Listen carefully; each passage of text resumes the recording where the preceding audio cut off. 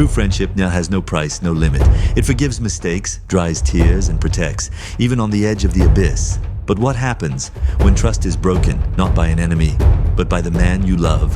When love turns to poison and friendship must choose between loyalty and the most painful truth? This is the story of two souls, bonded since childhood, shattered by the hands of one man, and reunited by an act. They will never dare speak aloud.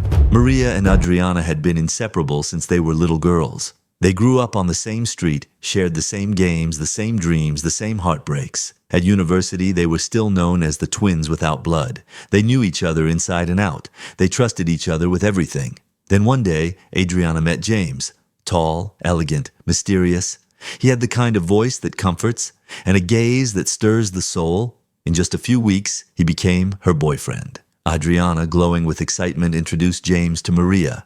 "Maria, I think he's the one." Maria smiled, happy for her friend. But the moment James laid eyes on Maria, something changed. He didn't see Adriana's best friend. He saw a forbidden desire. From that moment on, James developed a twisted obsession. He wanted to sleep with Maria. He waited for the perfect moment, not forcing anything, but calculating everything. One evening, he suggested a night out with both of them. They went to a bar. They laughed, danced, shared drinks. Nothing seemed out of place. At the end of the night, James offered to drive them home. Maria lived closer, so she got dropped off first.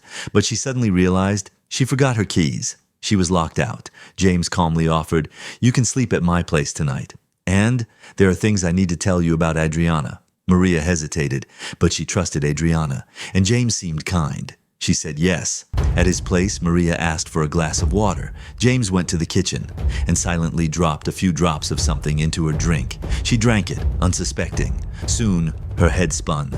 Her limbs felt heavy, her thoughts blurred. He led her to the guest bedroom. She lay down, disoriented, confused, and then James entered. He assaulted her. He hit her, and when she tried to scream, he whispered coldly, "If you tell Adriana, I'll kill you."